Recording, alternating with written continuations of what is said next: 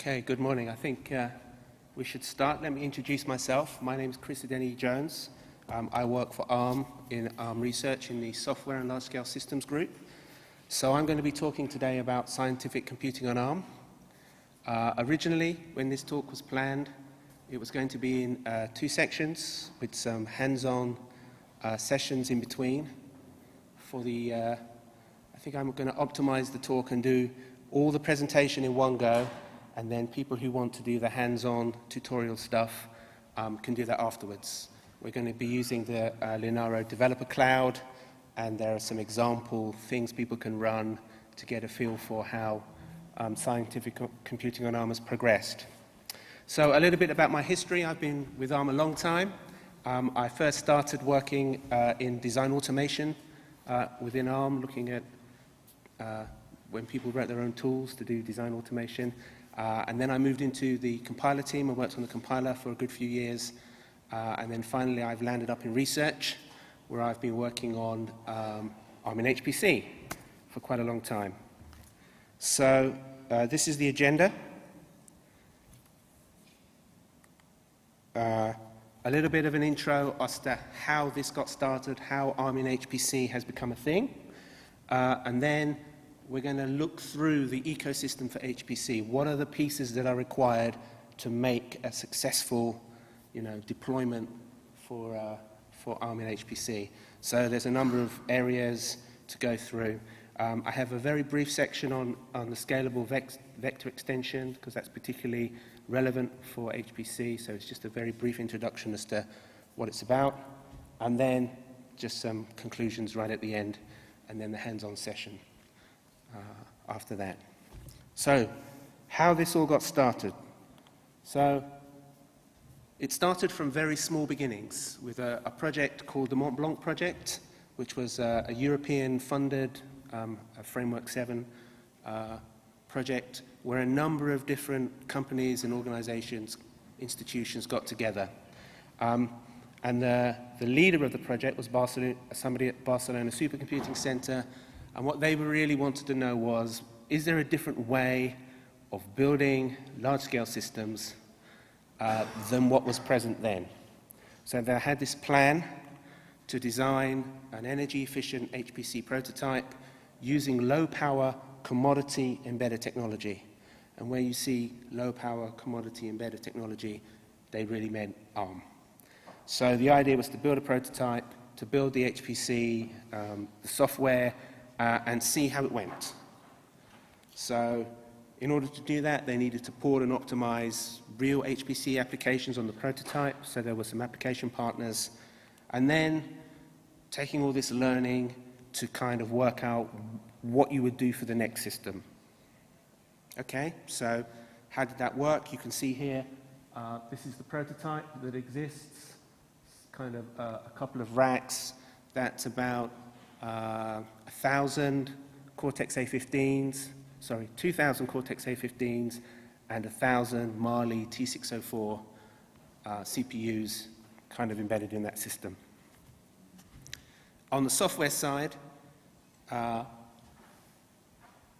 throughout the Mont Blanc project, we worked on the whole ecosystem, and basically some of the stuff I'm talking about later will be has come about or has been matured because of projects like Mont Blanc. So on the compiler side and on the libraries, developer tools, cluster management, etc., etc.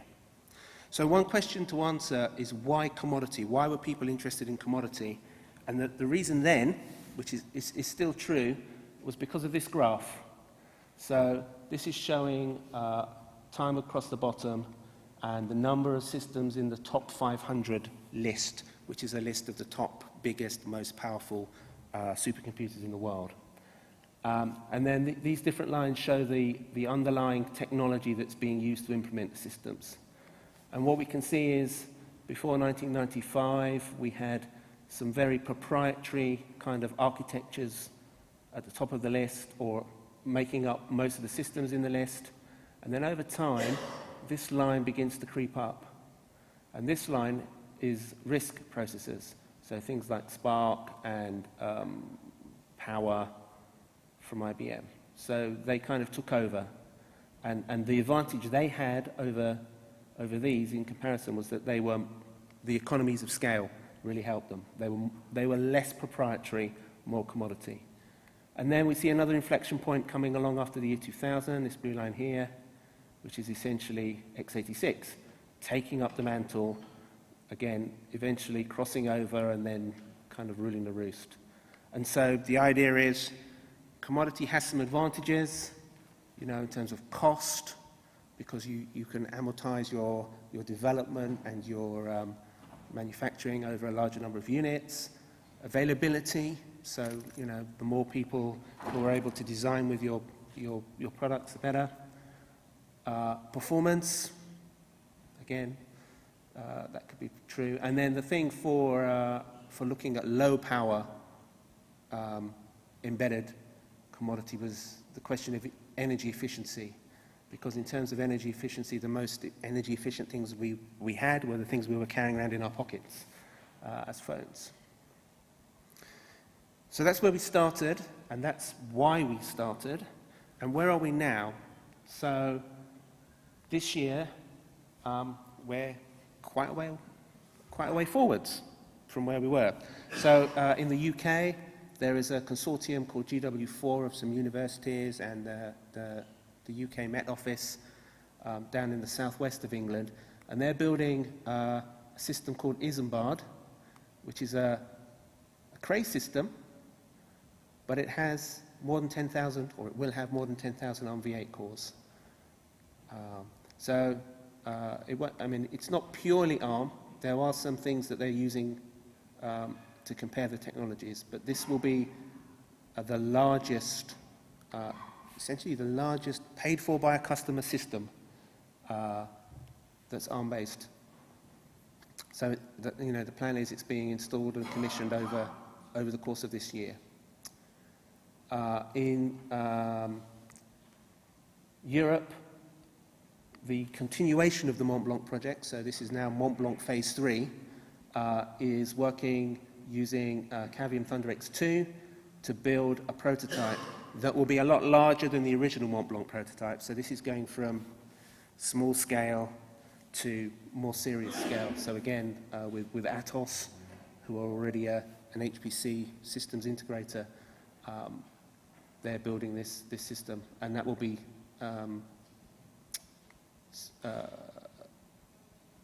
maybe situated at Barcelona Supercomputing Center. And then finally, particularly relevant for SVE is Fujitsu announcing that their post-K computer will be using ARM HPC, the ARMv8 architecture, including HPC. And one of the reasons that has been stated for this is the ecosystem is something that is the ARM ecosystem is growing in a way that is attractive. Okay, so in terms of ecosystem, what kinds of things do we need for HPC? Obviously, we need an OS, so something like Linux. We need compilers, we need libraries. Libraries are especially important for HPC because lots of higher level HPC applications are relying on highly optimized mass libraries to do their calculations for them. Those libraries need to be optimal, and they also need to be correct. So there needs to be kind of some level of validation that's gone into the development of the libraries. And then in terms of tools, there's things like debuggers and profilers. As the scale of your software increases, as you have more cores and more threads, and possibly different programming models, the tools you need to actually work out where your bottlenecks are and what things you should change become more sophisticated. And then finally, things like job schedulers. So there's a mixture here of things that the end user really wants, the person developing their application, and the thing that the system administrator wants. They want their ARM HPC system to look as much like any other HPC system as possible. So that's where some of these other things like job scheduling and Linux and the components that are going into that. So I'm going to talk a little bit about the four middle ones now. So in terms of what we, how we're seeing it overall, on the hardware side, things are progressing. So we know that there are products from people like Cavium, for example, that are doing well. People are beginning to investigate using them for their HPC applications in the future. So these times are very, what shall we say? Don't take any notice of the actual numbers here. Things that have been announced that are coming are processes from people like Qualcomm, Phytium, a Chinese company who are designing a part specifically for HPC, Cavium with ThunderX2, and then more in the future we have the Fujitsu Post-K CPU. In terms of open source software, so this is this line here. Obviously we have things like GCC and LLVM, and libraries, optimized routines for use by the compiler. OpenHPC is now a thing that ARM is involved with, so this is a way of trying to more standardize the deployment of HPC tools and ecosystem. So I have a slide on that later as well. And then in terms of tools, we have got the ARM performance libraries, and then we have ARM-specific tools, tools from ARM. The ARM compiler for HPC, ARM Code Advisor, which is a tool for to help you profile your code, work out bottlenecks, work out ways you can improve the vectorization and things like that. And I have a slide about that as well. And then in terms of independent software vendors, so we have Linear up here. When this slide was made, they weren't part of ARM, but now they are. Still, their tools, DDT and MAP, are widely used in the HPC world. We have NAG, the Numerical Algorithms Group, and their libraries and compiler, Pascal and their compiler and environment, RogueWave with TotalView. And down the road, we see more ISVs beginning to dip their toes into should they port their commercial application to 64-bit ARM. On the open source side, there are very many packages and applications that have been ported to ARch64 and are running. So this is some of them. Covers the whole, quite a wide spectrum of application areas. OpenFOAM is a computational fluid dynamics application. There's molecular dynamics, quantum espresso. Basically they're all there. And they're all ported and they're all running. And now there's some process of optimization that can go on. On the Linux side, you can see all the logos there. There is now widespread support for running on ARch64, both open source and kind of commercial supported versions as well. Another aspect for HPC systems is the file system. Typically, the workloads are large, the file sizes are large, and people want to have reliable, high-performance file systems with the ability to have lots of parallel accesses going on at the same time. So these candidates are already ported to 64-bit ARM. Essentially, on the the client side, the actual system that's providing the storage could be any architecture, but from the client, from the actual compute side of things, all these clients are ported. Workload and cluster managers, so this is a mixture of open source and some commercial offerings, and these are all ported as well and running. So things like Slurm, which is a very common open source workload manager that lets you distribute jobs across a huge system and has user level accounting and workload balancing and all this kind of stuff. So this is all on the side that makes the system administrator's job easier, because it's the same software with the same setup for their maybe Intel-based HPC system as their ARM one. This is all coming. Okay, so moving on to compilers. So there's a number of open source and commercial compilers that generate code for AArch64.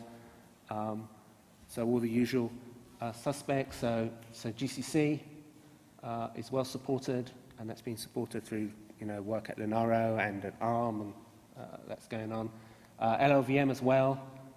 C and C++ for LLVM. Fortran is coming to LLVM, so there's some work that's going on with an open source front end or extensions to the front end from PGI, for example, for Fortran, that will make LLVM viable for compiling Fortran applications. The ARM HPC C and C++ compiler is LLVM based, and so we work with the normal open source flow on that. And then we have some commercial compilers, so PathScale have their own kind of compiler flow, the C, C++, of Fortran. Also supports OpenACC, which is another acceleration style programming environment, programming model. It's like a combination of, well, it's like a simpler OpenMP is probably the way to put it. They probably wouldn't see it exactly like that, but it's that style of directive-based programming. And then NAG, they have their own Fortran compiler supporting AArch64. The level of support for OpenMP kind of is varying between some of these compilers. Lots of work is going on to kind of boost, especially for LLVM, for example, support for the newest versions of OpenMP that are coming along. So ARM is a member of the OpenMP body, and so we do get advanced notice. We get involved in the technical discussions on new features for OpenMP. What is more difficult is to translate that into actual engineering into the compilers, but we're working on that. Okay, so the ARM C and C++ compiler for HPC it says it's LLVM based. It's designed to run on ARM, so it's designed to run natively. It's not designed to be a cross compiler. This is the compiler that you run actually on your AArch64 hardware. It's for application development, so this is really distinguishing it from other compilers from ARM that are more focused on embedded and can do bare metal as well. So we're regularly, pulling from upstream LLVM, and then we're adding support for SVE, and then work has been done to support ARM Code Advisor so that the compiler is essentially annotating some extra information that ARM Code Advisor can then show. We'll see that later. Yeah, and then OpenMP, we're using the latest version of the LLVM OpenMP runtime with some ARM optimizations, and we're pushing these changes back into the community. It's a normal compiler. This was for part of the forthcoming tutorial. It's just a normal compiler, normal flags, and then, with a normal set of options. It's fairly standard. In terms of LLVM's OpenMP development, we have done some work on optimizations, and we've done some studies to compare the performance in terms of absolute performance and scaling when you use GCC, you use LLVM, and you use the GCC runtime for OpenMP, libgomp, or you use the LLVM runtime. And we can see here, this is for an application called CoMD. No, Lulesh. So this is another scientific computing benchmark or mini application. So we are running this on a ThunderX-based platform. So the number of threads is going from 0 to 96, well, from 1 to 96. So that will be two cores, each with 48, two SoCs, each with 48 cores, kind of in a single node. And then we have 3 lines. So the blue line is GCC using libgomp, And as we scale, as we increase the number of threads, this is the measure of performance on the y-axis. And then we have the purple line, which is GCC plus the LLVM, OpenMP runtime, and then finally the red crosses are LLVM using the OpenMP, the LLVM OpenMP runtime. So we can see as we scale the number of threads, increase the number of threads, the performance of the application is different depending on which compiler and runtime we use. So the GCC with libgomp is tailing off quite significantly as the number of threads increases. When we use GCC with the OpenMP, the LLVM OpenMP runtime, we get the best performance. There is a slight tailing off as we go across from one, using one SSE to using two, so we can kind of see it's kind of tailing off here. And then finally, the LLVM compiled code with the LLVM OpenMP runtime. It's following a similar trend, but is lower absolute performance here. Okay, so obviously for HPC applications, the key to getting the maximum performance, because you're trying to run on with lots of cores and lots of threads, is parallelism. So we're working on the OpenMP side of things to enhance the LLVM implementation to get better performance, to get that. And as I said before, we're an active member of the OpenMP Standards Committee, so we're looking at the things that are coming into OpenMP 5, for example, with more emphasis on offloading to accelerators, for example, more emphasis on managing your memory hierarchy better, adding more numeral awareness, stuff, things like that. OpenACC is supported within the Pascal compiler. That's something some people are very strong users of OpenACC, particularly some places in the US. And then auto-vectorization, this is something ARM is actively working on in GCC and LLVM to try and improve the level of optimization, of vectorization that you can get with just normal code. Things like MPI, message passing interface, using that for parallelism just works. There are improvements that can be made on the kind of device driver side of things, and that's really coming from the device providers. Okay, moving on to libraries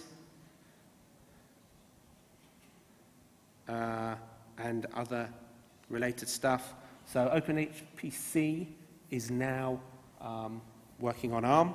So OpenHPC it's a kind of open community effort to have a common set of packages for deploying on HPC systems. So it defines a common set of packages that are all validated and definitely build on a number of different architectures. And the idea is to make it easy to just deploy them and know that you're using the right stuff, the same stuff that other people are using, particularly if you want to compare results. So ARM is a silver member of OpenHPC, and we're on the technical steering committee in order to keep driving the ARM build support. So there's a 1.2 release of OpenHPC. All the packages are built for ARMv8 on CentOS and SUSE.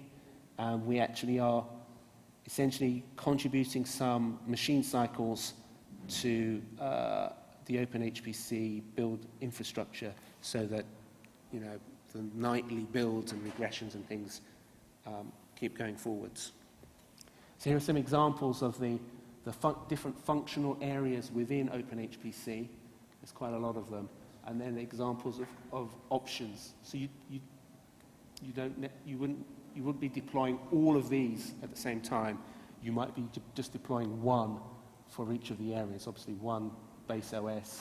You might decide to use Ganglia for your admin and stuff. You might decide to use Slurm for your workload scheduling. You might decide to use Gluster, etc., etc. So there's quite a lot in there, and we're working quite hard to improve the number of packages that build for ARM and the quality of those packages. Obviously, yeah. In terms of open source libraries, we're doing some work with the community to improve the performance of these libraries, either by contributing ideas or suggestions, or we've had some people come and spend time at ARM with access to CPU microarchitects to really drill down on what they need to do to optimize the performance. So, for example, the Bliss developers, so BLAS and Bliss and Atlas are all kind of linear algebra libraries that are widely used for scientific computing. Yeah, so, we're trying to, we've worked with the Atlas developers, we've worked with the Bliss developers as well. The FFTW people essentially just got on and did it, including Neon as well, which has been fantastic. On the commercial side of things, in terms of libraries, there's the ARM performance libraries, which I'll come on to in a minute. There's the NAG library, so this is the largest library available for numerical and statistical algorithms. So there's a huge number of functions, scales well, they're testing on 64-bit ARM. So they are kind of the independent leaders in terms of providing libraries for HPC, libraries that you're not getting from your systems integrator included.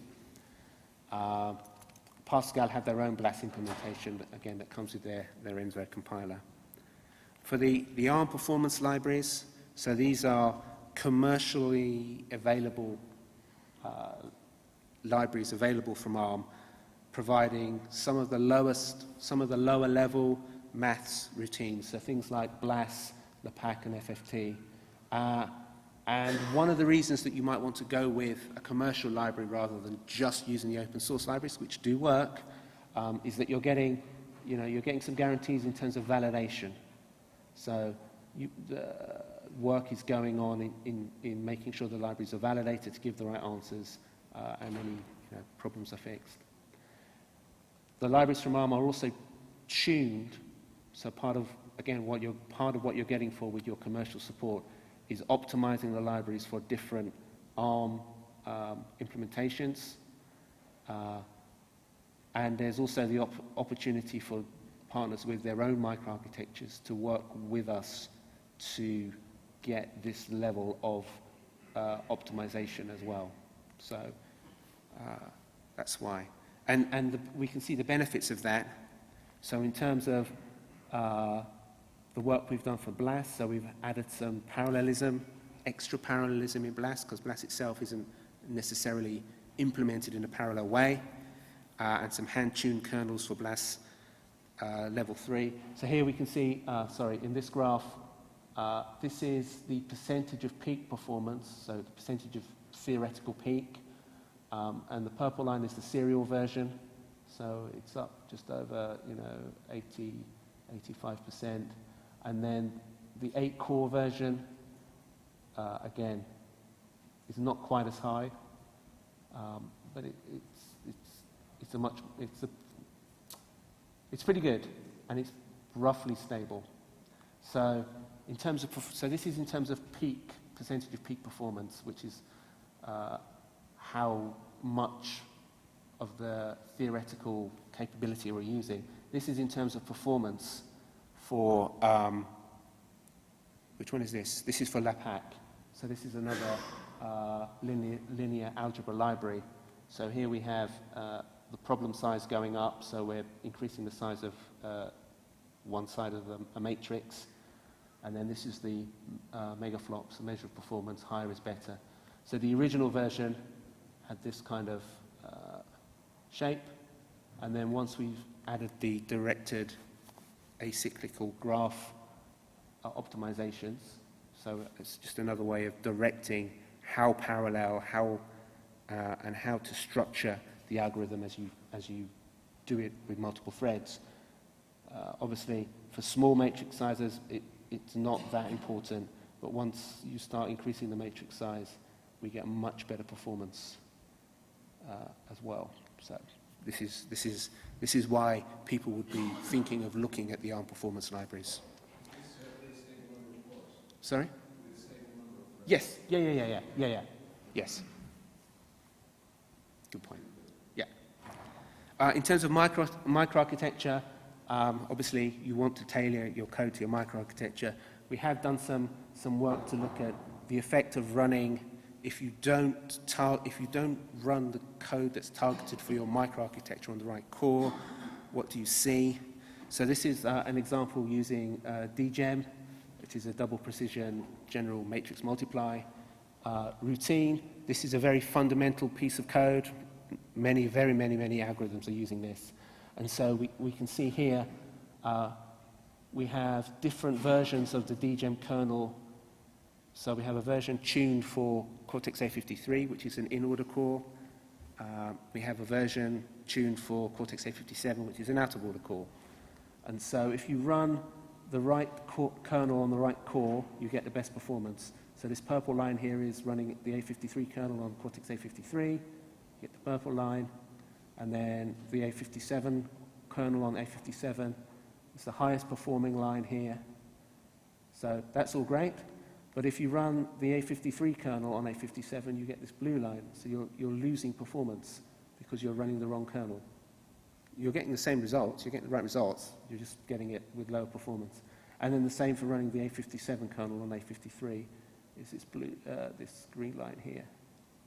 So that's why you want to have the right version targeted. So with the ARM performance libraries, you get different versions as well in terms of whether you're using a serial implementation or an OpenMP build. So if your application is already using OpenMP or using some other parallel library, you may not want your underlying math routines to also be using parallelism. You may want to constrain them to be serial and your algorithm is parallel, or you might do it the other way around. You might have a more serial on a single node algorithm, and then you want your math libraries to use parallelism. So that's just showing how you can use them. Okay, so that's the end of the first part. I don't know if anybody's got any more questions or anything before I go on to the second part, where I'll be talking about tools and stuff. No? Okay. So obviously, debuggers are a part of life when you're writing software. All this stuff that in terms of running on ARM 64-bit platforms just works. So the usual tools for debug, probably in order of priority, printf, obviously, GDB just works, Valgrind and its associated tools also just works. One thing that we were pointing out to people is to make sure that you use the most recent versions of all these tools. And we're advising people to check on the Linaro web pages to get up-to-date source for some of these things, things like GDB. So that's open source. In terms of commercial tools, there's Total View from RogueWave. So this is a very common HPC debugging environment. It's been going a long time, and it has a lot of tools and techniques you can use to debug large-scale, multi-threaded programs that might be running over multiple nodes as well. So things like, thread-specific breakpoints, ways to control just single threads, to view thread-specific stack and data, and all this kind of stuff. It allows you to track memory leaks. And so these are the versions, they did a beta of Total View. Again, this is running on the ARM, natively on the ARM-based platform. And they're planning a full release for last month. I haven't updated this, so I'm not 100% sure of what happened there yet. Okay, so another debugger, again, for threaded and parallel code is a linear DDT. So just in case you weren't aware, ARM acquired Alinea. So where you see Alinea, you can now see Alinea from ARM. And their debugger has also been developed for a long time and has quite a lot of sophisticated functionality. They like to, enable people to answer these kinds of questions. Which thread had a rogue behavior? So you can compare lots of different threads and spot outliers, threads that did something different to all the others. Where? So you have different views and you can switch between them and go to the source and all this kind of stuff. How did it happen? So if there's some kind of error in terms of what the underlying, implementation, it can track that kind of stuff. And then it has different ways of viewing the same data to try and give you the right picture that's right for your application, for the problem you're trying to debug. So that's all good. One thing that we do have to point out to people, HPC people, if they're coming from a strongly, a very x86 world, is that ARM has a weakly ordered memory model, and so this can make something surprising to them because it means that the changes, memory accesses can be reordered, and sometimes the effects are not seen when the programmer might naively expect them to be seen. Okay, so if you're just writing single-threaded programs, this is not normally a problem. As soon as you start having multiple threads running on multiple cores with shared virtual memory and all this kind of stuff, you begin to see these effects. So we normally tell people, people who are using things like OpenMP, that should just work. Everything should be taken care of by the programming model.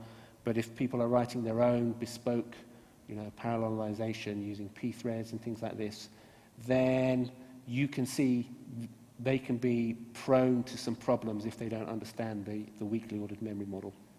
So things like locks and barriers and ways of synchronizing need to be scrutinized quite closely to make sure that they comply with the memory model. Okay, in terms of profilers, again, there are, you need to use the latest compiler to get the best performance. There are some things you can do for OpenMP to help the OpenMP runtime do the best thing for your application. So you can use Affinity to schedule jobs to particular nodes or to particular cores, particularly if you have more than one socket or if you have any kind of non-uniform memory hierarchy going on as well. And then you can use OMP places to make things repeatable. So, we've seen some huge successes with people using the Alinea tools, for example. This customer came to Alinea and they had this, what is this? This is like a gas combustion chamber simulation or something. And they wanted to run it, the application was called Converge, and they had a problem, presumably in the parallelization and creating some bottleneck. And then using the Alinea tools, they managed to get the runtime down from 2 hours to 4 seconds, which sounds amazing. But again, if you don't have the right view of what your application is doing, it can be difficult to track things down. So on the open source side, there's a whole load of tools ported to 64-bit ARM that just work. So things like Scalaska and Score-P. So again, these have been worked on as part of Mont Blanc as well, which has been great. So again, they give you a view of your application and what's going on in terms of, you can have a look in terms of MPI primitives and things like that, and all the different threads, where the time is being spent. And then there's MPE, which is gives you another view where, one color might be compute time, and then another color might be wait time, and so you can see which jobs are waiting on which jobs, which threads are waiting on which threads. And then finally the tau tool as well that again lets you inspect. So I'm not sure exactly what this is showing. Oh, so this is showing the wall clock time, and then I think that the different colours represent what the thread was doing at that time, how much time it spent doing a particular thing. Yeah. Okay, so finally, ARM Code Advisor. So this is a way of compiling your code with the compiler adding some extra information that you can then use when you profile, and then you can then kind of see the combination of the information from the profiler and the compiler. So it can give you advice on, performance, tell you what things you might want to do for vectorization, what compiler flags you might want to use, things you might be doing wrong with Fortran subarrays. It can do OpenMP instrumentation as well. And so it's using compiler insights from the compiler, and then it's using the OMPT interface, again, which is a standard interface in the OpenMP runtime for tracing. And it's extensible, so people can write their own plugins to add their own analysis information, for example. And we'll see, have a little video to show how it works. So the typical workflow is you start with your source, you compile, so then you have your compiled binary plus some insight information. Then you run the profile, you run the profiler, that gives you a runtime profile. Then you analyze using both of these things, the insight from the compiled binary and the runtime profile, and then you can use the web viewer to see the information. Okay, so this just shows how easy it is. You use the insight flag to the ARM HPC compiler that says you want the insight information. Then you can run ARM Code Advisor collect. You run your example and it does the collection. So it's essentially doing profiling, run the code, it's doing sampling to work out what's going on. Then you run the analysis step, and then you view the analysis. So essentially this starts a web browser starts a web server, just a local web server that you can then view with your browser. So here's a video. I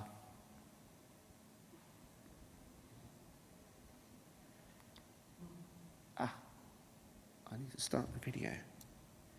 The video's not working. The video is working. So this is just setting up to run, and then we are going to uncompress the Lulesh application. So bizarrely, this is the same as the hands-on session, just not using SVE. So we're changing the make file for Lulesh to use the ARM compiler, and then we're going to add the insight flag. And we just build the application. So that's compiling and linking. It's relatively straightforward. So then we run the collect phase. So this is running the application and sampling to get information about what's happening. So here you can see collect with Lulesh, and then it runs, gives us some answers. Now we're running the analysis phase. It just takes the information from the previous state. And now we're going to run the web server to get the web view. So here we're just telling it we're not doing any authentication. And then this is the view you get in your web browser, and then it's showing you the issues that the processors identified in order of importance. So you can click on one of these, and then it will tell you something in particular about. So in here, this is information about the OpenMP behavior of the program, how much time was spent in wait, how much time was spent idling. Here's some advice about vectorization. It says why something couldn't be done. Yeah, so here we have an example, a conditional prevented an instance of this loop from being vectorized. So you were doing something in your loop that made it more difficult to vectorize.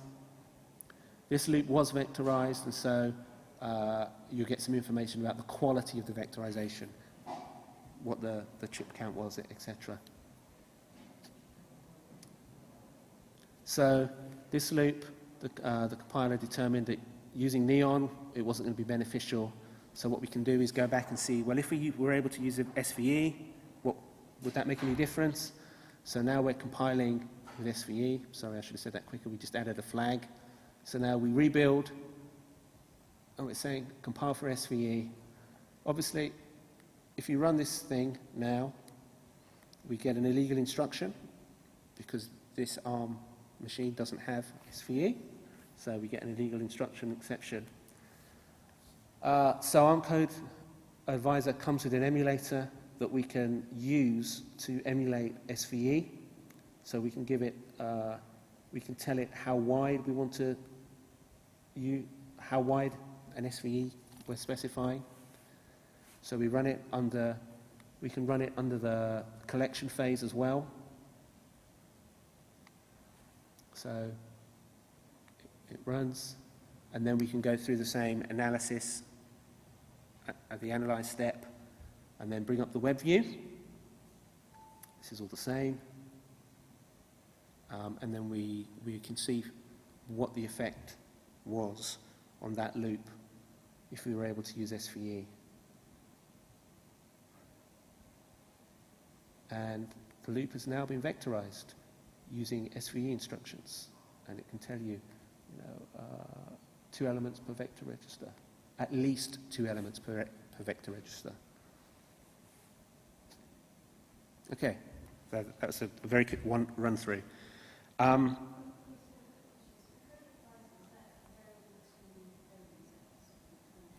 So that is a commercial tool, yes. I think we're in it's in beta at the moment, so there is some flexibility for people to evaluate it. But I think ultimately it will be a commercial tool from our kind of part of the extra add. So.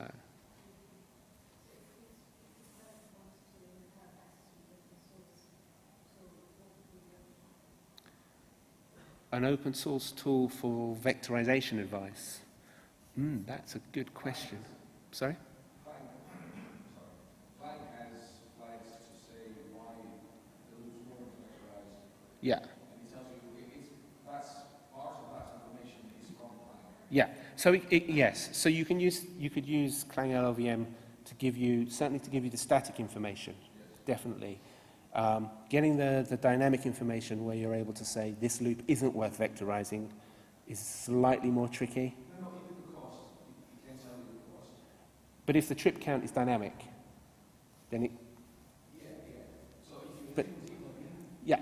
tell you a lot of those things. Yes.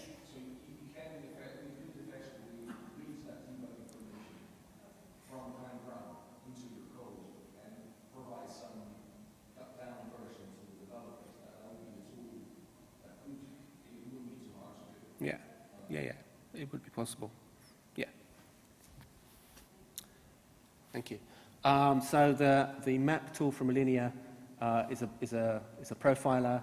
So it's designed to have, what you want is very low overhead for measurement and have it non-intrusive and also seamless. So you don't want to have to recompile or relink in order to be able to do profiling. It's obviously easy to use. And it also goes deep as well. It's actually able to go, right down. It's using the lowest level of information to try and identify problems. Also integrated with map is some extra information about energy efficiency, which can be quite useful to some people. So, for example, you can run your code, and if your system has the right information available to the tool, it can be monitoring how much power your system is using, how much power your CPUs are using, and it can produce some kind of breakdown of how the energy for running your application was used. Okay, it can even give you some insight. Here it's saying significant energy is being wasted through MPI communication.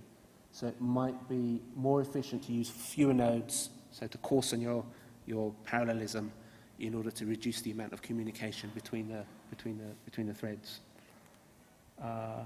So in the new version of Alinea Forge, there's even more ability to have custom metrics. So these metrics that you're looking at are from the application themselves. So they're being provided to the tool. And then you have, this is looking at the file system. So this is looking at the Lustre file system metrics. And obviously it can use PAPI metrics as well. So this is just showing an example where you're able to compare using just using a CPU, or just using a number of CPUs to do a calculation to run an application. Or if you have a GPU version, you can use the GPU and you can do a comparison. So you can compare the total energy. So in this case, it was lower. How much was time? How much was energy was spent where? So that's the kind of useful thing. Okay. Just a very brief couple of slides about SVE. So just in case people aren't aware, so SVE stands for Scalable Vector Extension. This is adding vectors to the ARM v8 architecture. It has a number of features that mean it's not just normal kind of adding wide registers and then adding lots of instructions to use those. There are some features that SVE has that will give it enhanced flexibility, and also without exploding kind of the number of instructions you need. So things like per lane predication, predicate-driven loop control and management. So I'll be showing some of that. Well, I'll be explaining that a bit later. Vector partitioning and software-managed speculation as well. There's some support for horizontal reductions as well as the normal gather, load, and scatter store, which is a normal thing.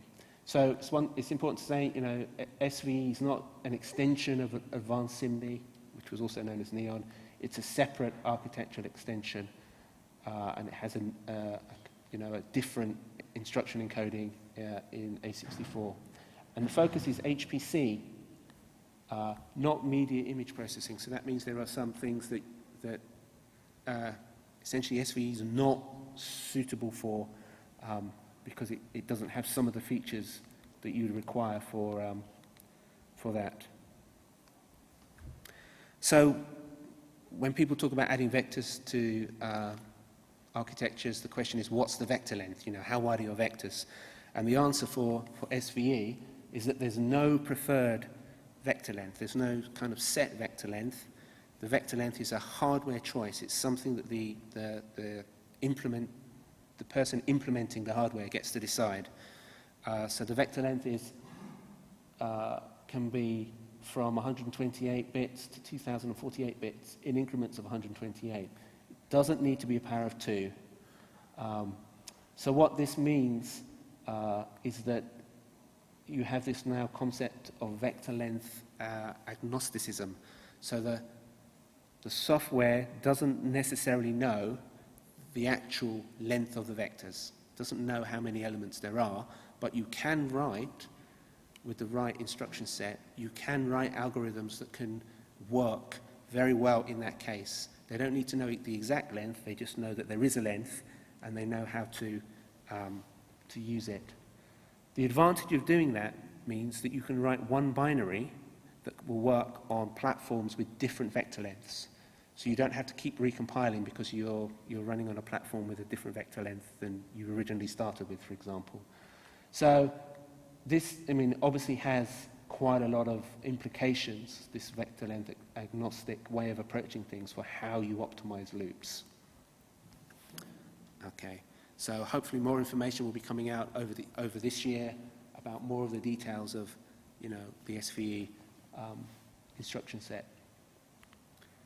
In terms of support for SVE, so in the ARM HPC compiler for SVE, it obviously generates SVE instructions. So we do have a public snapshot of our LLVM changes for SVE. So these are being kind of incrementally upstreamed into the main LLVM code base. And we've started upstreaming the GCC changes. And the binutil changes are already upstream, which is great. So there's more information on our blogs via the ARM community website about, you know, SVE, yeah, and how you can use it.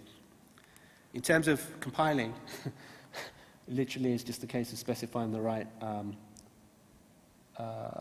architecture to the compiler. And very obviously, you do not specify a vector length because you don't need to know. In terms of being able to run binaries that have SVE in, obviously there's no hardware yet. So as was shown in the video, there is an emulator that comes with ARM Code Advisor that lets you trap illegal user space instructions. So these would be the SVE instructions, for example, and then emulate those. So this has the advantage of all the normal ARMv8 instructions just run at full speed on your native hardware, and you're only slowing down to emulate the SVE instructions. Yeah, and this is integrated into ARM Code Advisor.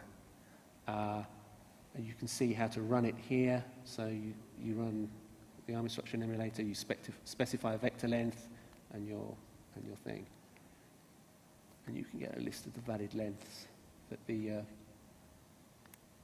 as well. Okay, this is just showing what was happening in the video, compiling with Insight and compiling for SVE and then doing the collect stage. So this is showing collect, use the ARM emulator, set the vector length, and then run this program. Okay, final thoughts. This really is the end now. So in terms of ARM HPC in 2017, we would say that the software ecosystem has really matured significantly in the past 2 years.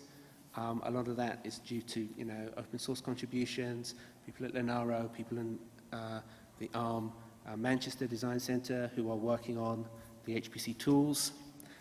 There are now commercially available compilers, libraries, debuggers, profilers that are available for people who want supported tools that way.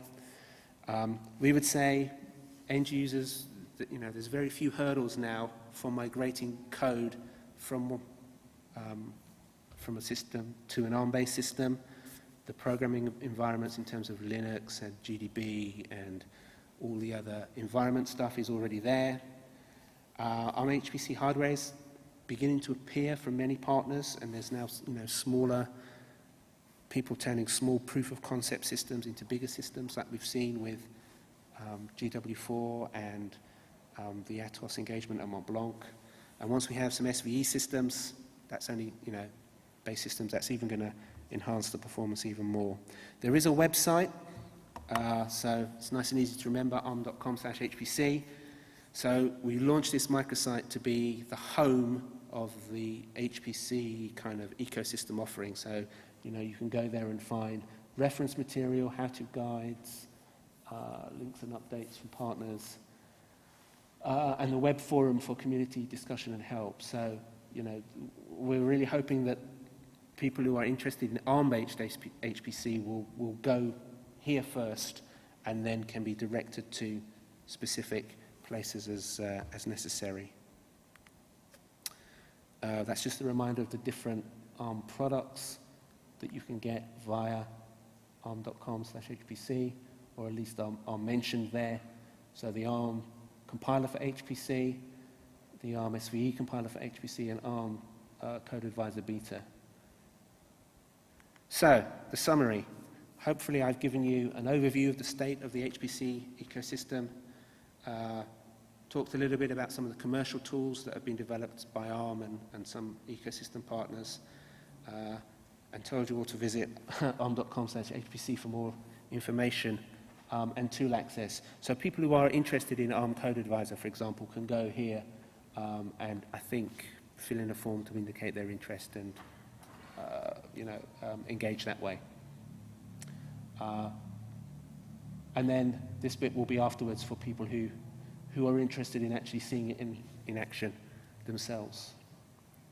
Okay, that's my final slide. So if anybody has any questions, I can answer them now. I think probably what we should do is have a short break, and then anybody who's interested in actually doing a hands-on session from your own laptop to the machine set up in the Linaro Developer Cloud. I have some user IDs and passwords and things that people can try. Hopefully, the tutorial, the kind of hands-on session, will be available for a number of weeks after Linaro Connect, so this is not your only opportunity. Yeah. Okay.